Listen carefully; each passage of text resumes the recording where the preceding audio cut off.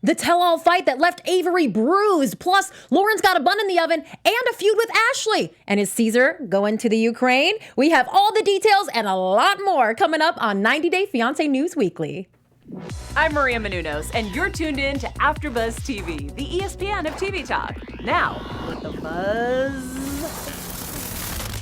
Hey there, 90 Day Fiancé fans, fanatics, detractors, lovers of the news. You are all welcome here on 90 Day Fiancé News Weekly. Thank you so much for joining us live. There is much to discuss today.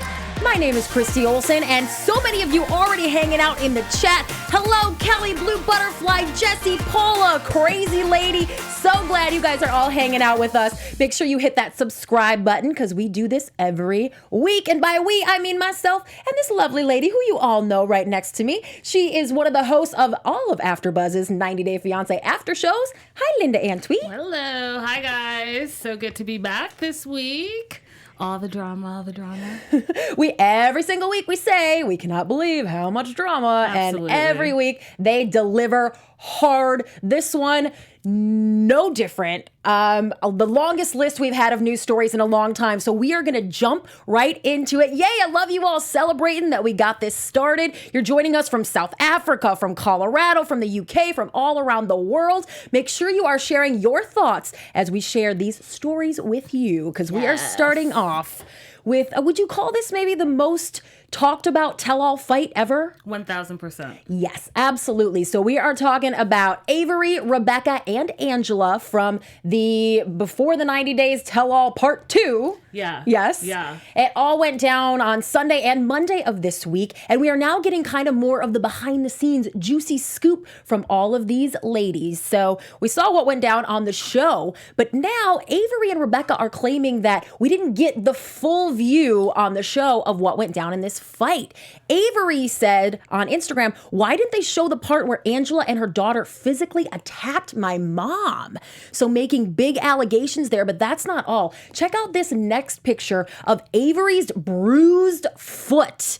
Okay, she is black and blue. She says, "This is also what they did to my foot when they were trying to jump my mom. And I wasn't letting anyone hit my mom. Muslim or not, I stick up for myself and my family."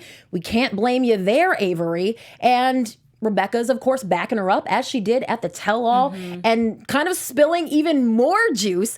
Rebecca said, "We were literally told to speak up to each other." She's talking about how this fight all began. She said, "Tim and Avery were doing exactly what they asked of us, and Angela went crazy. She physically attacked me by chest bumping me several times. She did hit Avery's mom and flipped the table out of the way in the process, which hit Avery's foot.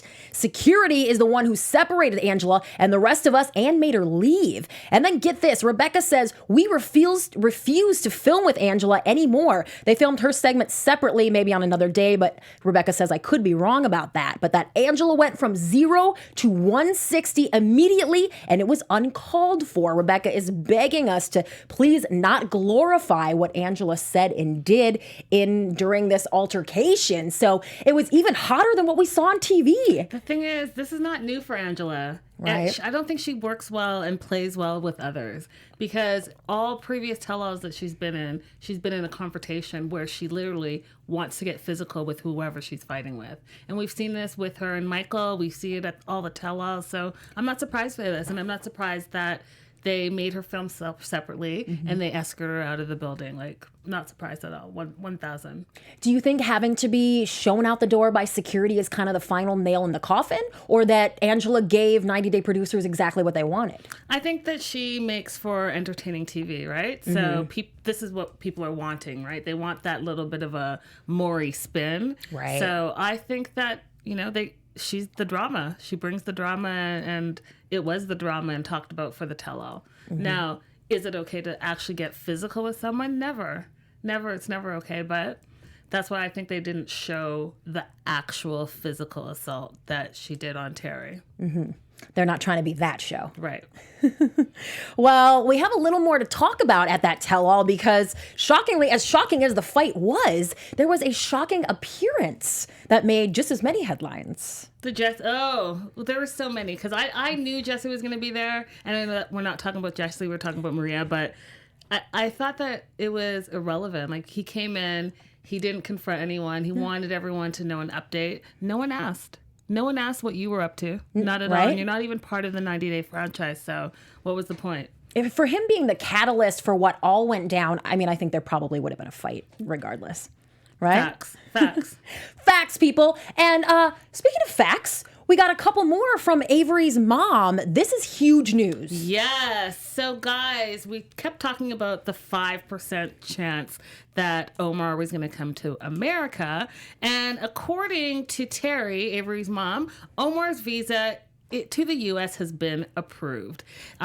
They have to allow a minimum of 30 days for the processing, as you'll see in this photo. And the approval of this petition doesn't necessarily grant him any immigration and is not a guarantee, but it's the first step for him to come to America. And she says, looking like I will have an amazing son-in-law in the U.S. much sooner than we thought. So congratulations to Avery and Omar, and especially Terry, because I know this probably warms her heart that her family's not going to be broken up and she doesn't have to worry about her daughter moving far away. Yes, that was great news and a huge surprise. Also probably something that TLC maybe wishes that Terry wouldn't have shared. But she's an excited mama. Who can blame her, right? Absolutely. Aaron Smiles today said, yay for Omar. Cindy Sue said, Omar's a dentist, which probably helped him get the visa. That's a good point. Yeah, and they are, of course, still kind of coming for Angela a little bit. And they seem to agree that Angela gave TLC just what they needed for this tell-all. Jules with the jokes. We love you all, but there, of course, is still some shockwaves being sent out from the other way tell-all a couple of weeks ago. And Devan is still in the news. She made lots of headlines over the weekend, shall we say. We have all probably noticed the 90-day cast promoting different articles on their social media. It's quite clear that they're getting paid to do this, and several of them have clarified that is actually their management company, I believe for most of them is the Social Media Mafia, who are posting these articles and that they really have nothing to do with it besides handing over their likeness and their social media to these people. So as part of that, there was an article posted on Devan's account over the weekend that was political in nature. And the backlash from that sort of inspired her to go on Insta Live. And one of the things she's quoted as saying during that Instagram Live was, first of all, I'm effing white, okay? And I'm not racist at all. I don't believe America's racist. I think people say that stuff to start fights. And you know, it's stupid. I'm so angry about this, and I honestly don't think America's racist. Like, I've seen very little racism in America. I'm from Utah. Where I'm from, I see very little racism.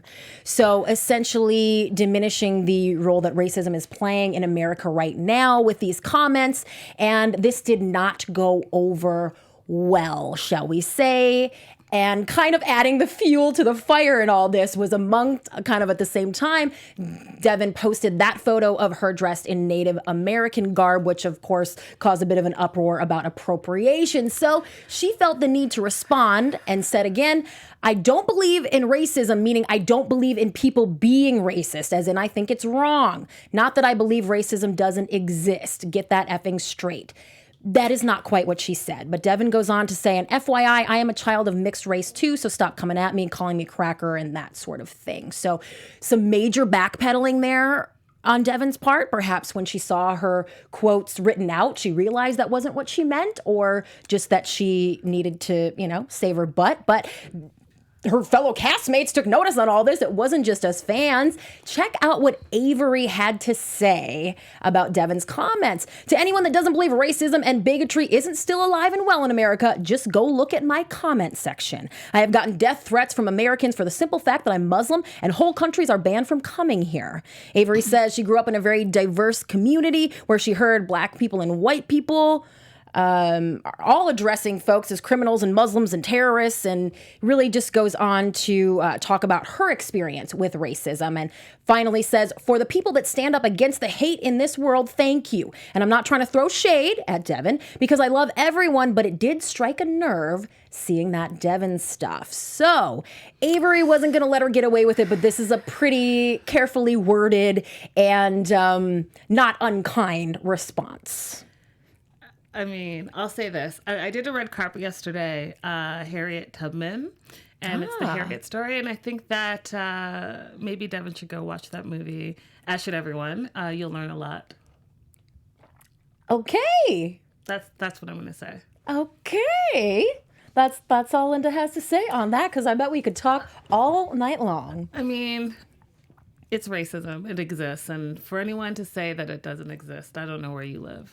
Bible Bus said, let's hear about racism from someone who isn't an American. Tired of it. Both Devan and Avery are Americans. Not sure if I'm misunderstanding or if you're implying something else. Selwonk wants to know, is Avery attending college or anything? It certainly does not appear that she is. Happy Mood said, I'm a Muslim woman and was born in America, but I still feel the racism. However, there are very nice people here in America too. Well, that's a kind of a sweet thing to say, Happy Mood, and a good note maybe to wrap that story up on. So listen, talking about crazy stories, Caesar, who you guys, I'm going to clarify that he's not my favorite.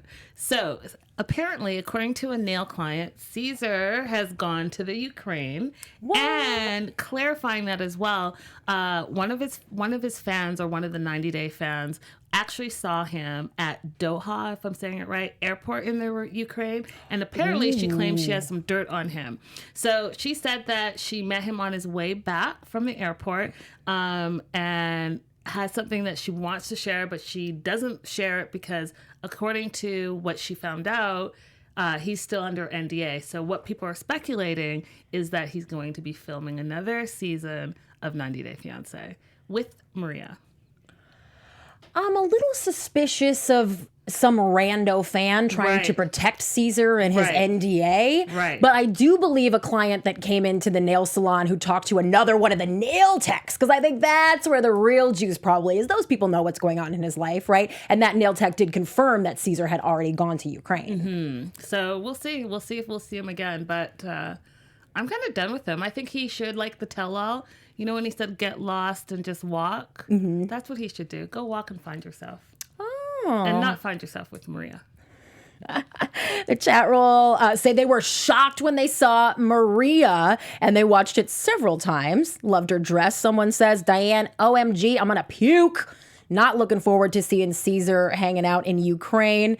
And Crazy Lady Amy said, yes, Happy Mood. I was like, OMG, she's real. I mean, I think we all were, right? I don't know how they kept that secret, especially after all the leaks that came out of the Other Way tell-all. Yeah. Like, how much threatening of the cast do you think happened there? Unless it was last minute, because even the cast looks shocked. Yeah. So I think that they probably kept it under wraps from everyone who was not immediately involved. But it's been almost 2 months. How did it not come out in the time since then? Fair. Everybody wants to get paid? Probably. Probably it.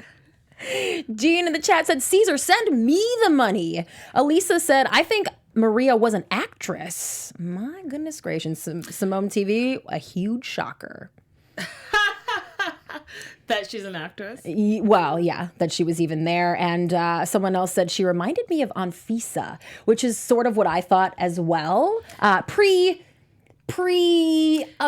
Anfisa, shall we say. Let's go with that. Because her Anfisa now, I think she's great. And I think she's doing great things for herself. She is. And other great things in the 90-day world. Some happy news this week. Loren and Alexei announced they are expecting a baby. I almost just said finally expecting a baby, but they don't need my judgment. They've been talking about wanting kids for quite a while. And it looks in this photo like Loren's actually a little ways along here. So no report on a due date, but they were very happy to make this announcement and did it in some really cute ways.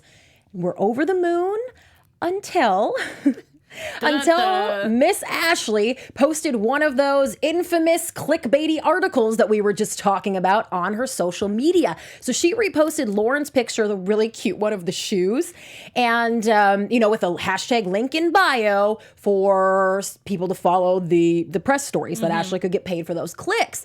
Loren had a major problem with this, and she said, hey, if you're gonna repost our picture, at least let people know that it's us that's pregnant.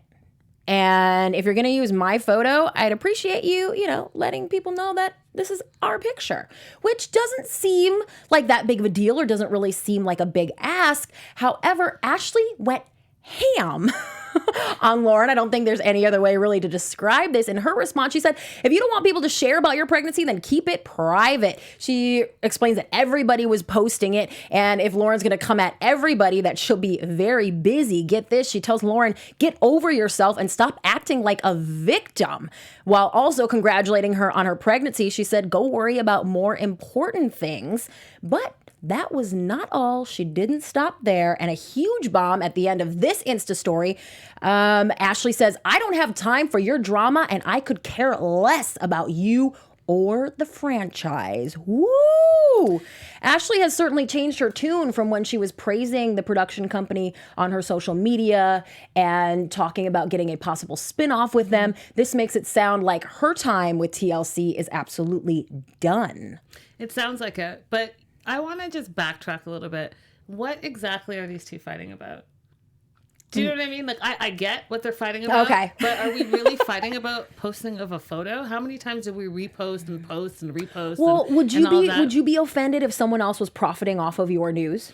Well, I think that they all profit off of each other. They all do. Back and forth. So in a way, like, I looked at it as in, hey, she's announcing that she's pregnant, so I'm just going to repost it. And if I had seen it, I probably would have reposted it as well. Mm-hmm. So what's the fight about exactly?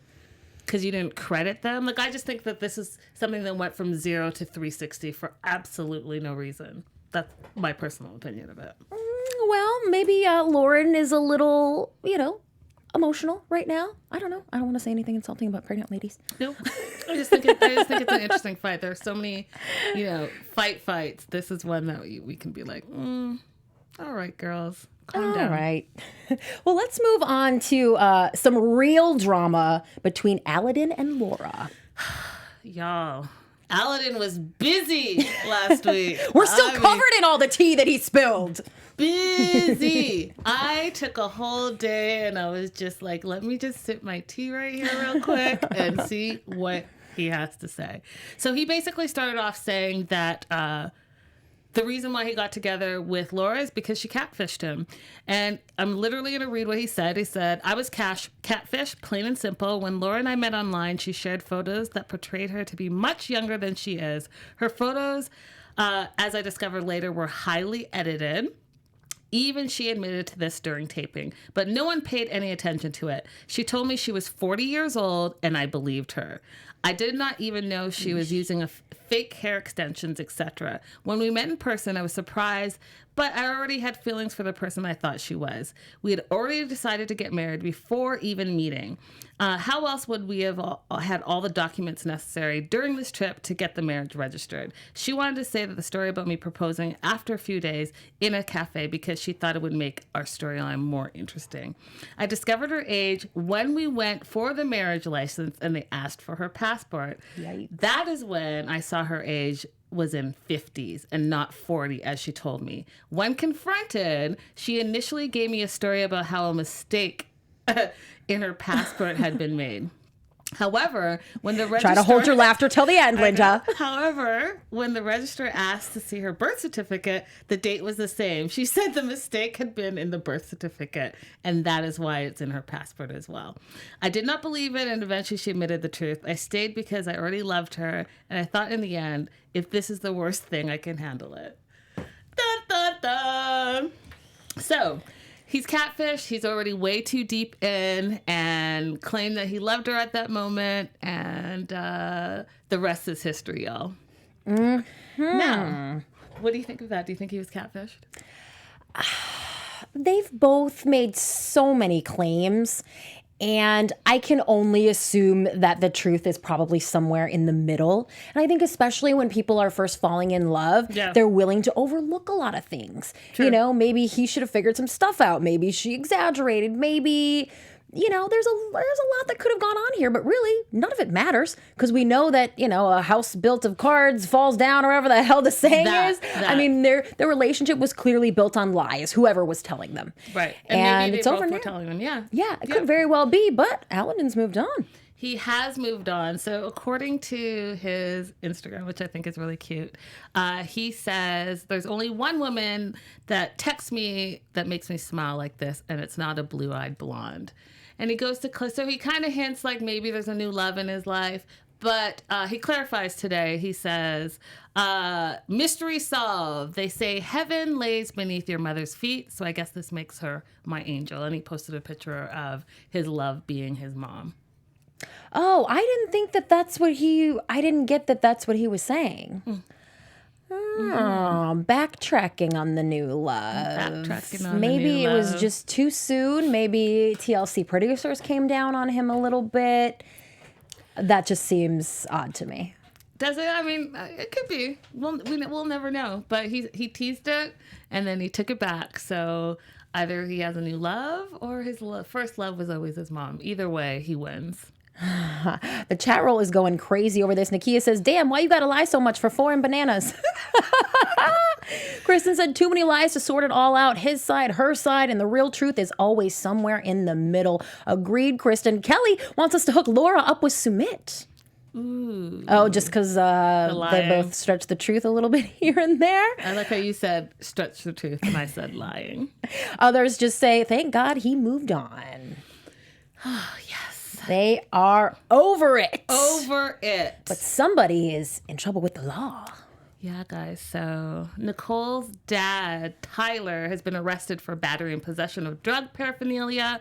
He's currently in custody following an alleged altercation between him and a woman at a gas station near Manatee County in Florida on Monday. So he's in jail. He has a $500 bond, and according to for each charge. Yeah, and according to some of the witnesses, as far as what happened, the victim stated that he got into a verbal argument by the offender, they're calling him now. And then the victim stated that the argument turned physical when the offender put his arm around her throat. The woman was apparently able to breathe during these alleged dispute, and she was not in fear of her life, but she thought he was going to hurt her. So he's making big news. Nicole's only response is, give me and my family space. Yes, not an unexpected ask from Nicole during this situation. Again, a big headline here, but, well, no, I won't justify anything he did. He has been charged with battery and possession of drug paraphernalia. There was actually cocaine residue found on a glass pipe in his front pocket during that arrest. And that article from Monday stating that he is still in custody. I'm not aware of any updates on that, of him being sprung. The latest article that I read was from today that he has not been. So that's still sitting in jail since Monday morning, I believe, is when this all went down. Don't do drugs, kids. That's right. And also there was some clarification, too, that the woman is just a friend, that on top of all these things, he's not also cheating or something. He's not involved with her. And, you know, it says a lot because apparently he was helping her move from a halfway house. Yeah. So, you know, maybe they were... And I'm just speculating, but maybe, you know, he's helping someone that's in recovery move on to the next spot, and maybe he himself is not fully recovered. Yeah. Who knows? And, you know, drugs make you crazy. That's true. Tyler always seemed like a nice guy on the show, so I was surprised to see that. But in light of giving Nicole the privacy that she asked for, we shall move on. To who else? Who have we not talked about yet that we always talk about? The Queen. The Queen Larissa. She spilled major tea to Us Weekly today, talking about that date that she went on with Cory on October 3rd. Actually, I think it was October 2nd. Maybe October 3rd was the next day. I just remember that because it was the whole Mean Girls reference. But they went on this hot little date in Las Vegas. Remember, Evelin went nutsy faking. And Larissa is still kind of trying to defend herself in this situation against Evelin. And what Larissa had to say to Us Weekly was that Cory used her for attention. Not too different from what Evelin was saying at this time, too, that Cory was just looking to really kind of increase his reality stardom.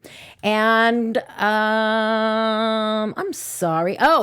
Get this, guys. Larissa says Cory and Evelin deserve each other, and it was absolutely a date based on the way that he was texting her and the things he was saying to her. And all night long, Cory was begging Larissa for a kiss, she says. Wow. So while he and Evelin continue to sort of profess their love for one another, Larissa saying, hey, wait a minute.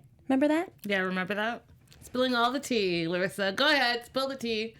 I believe it. I believe that he went there probably upset with Evelin and was like, hey, listen, Larissa is my type, if he has a type. Let's hang out. I'm going to be in Vegas and see what happens. And maybe Larissa was, or he was not Larissa's type. So, you know, you started off as friends.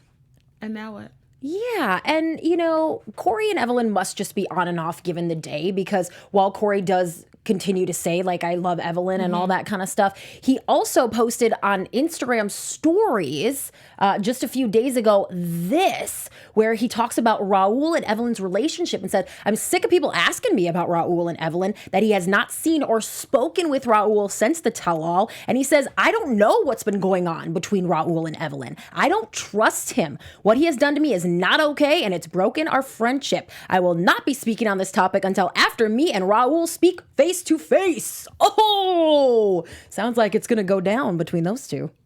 I think it is, probably. But what's interesting is that he doesn't know what's going on. So are you not talking to Evelin as well? Right. Good point. Right. So, like, I don't know. What are you saying in between the lines there, Cory? What are you really saying?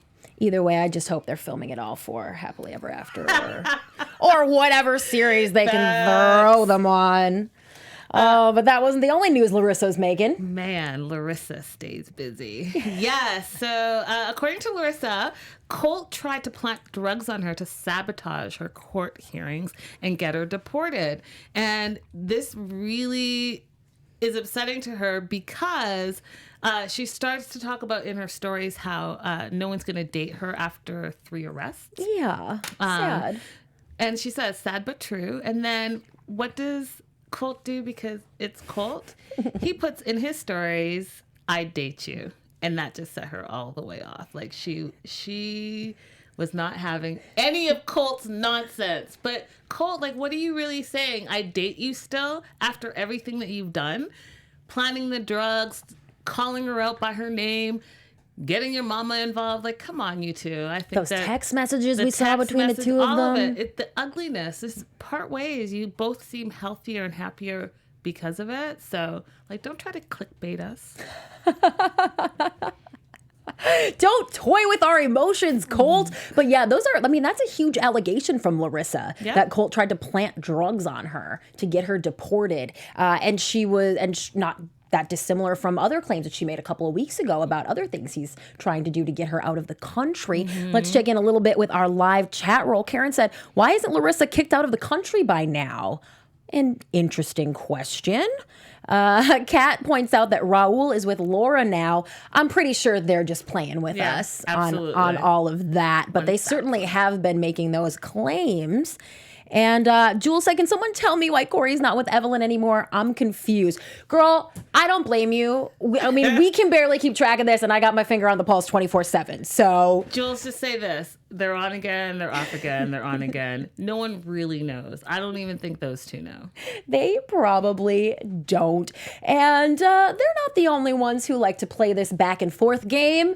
Again, we're ticking off the list. We just got to Larissa, so this next story is going to be about Jay and Ashley, who made a big splash, or shall we say a crash, over the weekend when Jay posted this photo of his smashed up Mustang and just said, damn. So this is roadside. It looks like a terrible accident here, but with no other details. Well, who do we go to when we need the details on Jay's life? Ashley. Yes, Miss Ashley. All right, let me pull this up here. She had a lot to say about it. She said, for those of you who keep DMing me, that car wasn't linked to me at all. Please forward your questions to this sugar mama, with a picture of a red-haired woman and a Geico insurance card, and then added, listen, call me childish all you want. I don't blast people unless they disrespect and lie to me. Once you do that, it's game over, and I don't give an F who gets mad about it. So, she's still pissed from the re-breakup from last weekend. That she had hidden and then had to she didn't really have to confess, because she was saying that she was not with him, but really behind closed doors she was. was. Right. And then the very public breakup of something that we didn't even know was happening. And that Jay possibly had another woman pregnant. Yeah. That was just last week. So Yeah. last week he's becoming a daddy. This week he's got a sugar mama. He's crashing his car. I mean, Ashley, thank you for keeping us informed. That's it. What would we do without ya? Well, we would move on to this other little tidbit. Another ex-wife who, makes sure we get the full scoop all the time. This time we are talking about Benjamin's ex, who we haven't seen on the show at all, of course, but she does regularly spill the tea on Insta at cactus_fruit_juice. Just love that name. And she was responding to somebody who posted on Twitter, Benjamin's ex took his money. Damn, bro. No, she says. Since my inbox is filled with this question, here is your answer. I didn't receive any money in the divorce. None. Not a dime. There were no lawyers and no alimony was awarded. We lived with my mom, so there was no house to keep. He kept his vehicle. We didn't share a bank account. There wasn't money to split. So what could leave someone broke after a divorce? Divorce response fee, that's around $280 in Arizona where they live. Finding a place to live and starting up from nothing? Perhaps that could have done it to Ben, she says, but to say I took all his money is inaccurate. I know there are 3 sides to a story, but it's not my job to ensure people in believing mine. It just makes me feel better setting the record straight. So, we weren't saying she was a gold digger, but she wanted to make clear that she was not. Thoughts on this, Linda? I am so curious about this lady because I'm trying to figure out, okay, so do you want to be a part of this whole 90-day family? Are you trying to set the record straight? Because she kind of bounces in and bounces out. And just like with little tidbits and not enough for it to be juicy. Okay, no one was saying anything about your divorce and the money thing. So what's your angle? I'm curious about what her angle is because I could kind of see that being a spinoff, Ben and Akini. We don't really know what's exactly going on with them yet. Maybe have the ex come in and stir up some drama. Why not? Throw her in the mix. Right. And as Grayson's mom, Akini's future stepson, she would certainly have a role on that, we would think. Let's check in a little bit with the chat roll. Oh, they're feeling bad for Benjamin. They say they like him. The rest of them say, nope, we don't even know who that is. I mean, not surprised to hear that Benjamin and Akini haven't made a huge splash. Becky wants to know, did I miss the Avery and Devan fight thing? You did. But you can rewind, keep watching now, stay tuned, and come back to that later. Isola says, Benjamin is probably just attracted to African women. I mean, I think that's pretty clear. Yeah, it's very clear. And Stephanie just said, yeah, we love that she spills some tea here and there. We love hearing all about this crazy cast and the crazy cast from past seasons and all of that. But it is, of course, time to also kind of start looking ahead at the brand new season of 90 Day Fiancé. November 3rd. Yay! We've gotten to know a few of the couples a little bit through some sneak peeks and some trailers, but there were a few of them that gave some exclusive interviews, some juicy interviews this week that I wanted to make sure you guys all heard about. So who you're looking at here is Juliana and Michael. They've made a huge splash because of this simple prostitute line in the trailer. In the trailer, yeah. Right? So she was at the interview for the visa process and was offended that whoever was in the government had asked her, how long she had been a prostitute. Michael told the New York Post exclusively, we were asked during Juliana's visa interview in Rio de Janeiro if she had worked as a prostitute within the last 10 years. It's probably just a basic question that they have to ask everybody. He says, and of course, the answer was no, she's not a prostitute. I mean, don't you think they want to make sure that what they're getting into is making sure that a woman is not being sex trafficked? Okay, I see that. Right, so this is it's probably an important question, although I could see how you'd be a little off-put by that. Both Juliana and Michael were present in this interview, and they just gave a little bit of kind of cutesy tidbits about how they met. Juliana said when she saw her much younger, she's 23, he's 42, man, she said, when I saw his green eyes and smile, I just melted. I really wanted to talk to him, but I couldn't speak English at the time. Oh, that's so cute. That's cute. One more little tidbit from this New York Post article that actually implied that the TLC reaches out to immigration lawyers to try to cast some of these people, to find some of the folks to be on the show. I'd never heard that before. I heard that from the beginning, where they are recruiting not only with the lawyers, but they'll go down to the courthouses to see who has filed K-1 visa work. Wow. And reach out to them to see if they have a good storyline. They're doing just as much research as we are. Yeah. And I know people have also wondered about, there wasn't a lot of info given that Michael is a dad. We knew he has kids and that Juliana would be stepping into a new stepmom role. This article has some more info on that. It says Juliana, Michael's ex-wife and he have 2 kids under 13. So 2 very young children that Juliana will become the stepmom to. And Juliana kind of wrapped it all up by saying, I've been to all the biggest cities in the world modeling. She has a very lucrative modeling career. But now I finally get to see the U.S. I can't wait to see snowfall. She's never been here before. And reportedly, they are on their 90-day K-1 visa right now. Karen, new season starts November 3rd, so just right around the corner this week or end of the week. We are so excited about it. We are, of course, also going to see Blake and Jasmine on this new season. They talked to Entertainment Tonight and told us a little bit more about themselves. And Blake told the magazine in the beginning it was like a bumpy ride for both of us, and it got kind of nerve-wracking, and promises the viewers that you'll see it. Jasmine pipes in and said, I don't really care what people say. The only thing I care about is what my family thinks and the people that I love. She does seem pretty laid back in most of the footage that we've seen. And Blake, though, teasing it a little bit harder, he said, you will see some major drama. Well, and this strikes an argument between the two of them. Jasmine said, I'm a drama-free person. And then she tells Blake, you're more drama than me. I think those two are adorable. I'm looking forward to them on this new season. I think that they're a really cute couple. But a little bit of tension, though, I sense. And him calling her stupid in that one clip is probably something that is going to resonate and make a bit of a splash when we see it. Yeah, I think that he comes off as the extrovert and her the introvert. So I think that match is going to be really good TV. And now you're looking at Sinjin and Tanya. That picture of them with the cameras is from an article that came out in the New York Times several months ago that if you haven't read, you have to. It's super juicy. Yep. But he gave an exclusive interview as well and revealed that Tanya hadn't seen the show before, but that Sinjin loved to watch it with his mom. How cute is that? And that he's actually the one who kind of pitched to her like, hey, maybe this is something we should do. And not surprisingly, as soon as Tanya sent the email to producers, they got a response almost immediately saying, yes, yes, yes, we want you on this show. Yeah. So looking forward to tons of drama from Sinjin and Tanya. What in the Caesar and Maria 2.0 Nakia says? I assume she's referring to Michael and Juliana. Yeah, I'm sure. Oh, well, since you all want to talk a little bit more about Michael and Juliana, since they have made so many headlines, let's play a little game of Do We Ship It? All right, we're going to take Michael and Juliana this time, and we're going to tell you what we think. Are we shipping these two out, or are they shipped, as in a relationship, for life?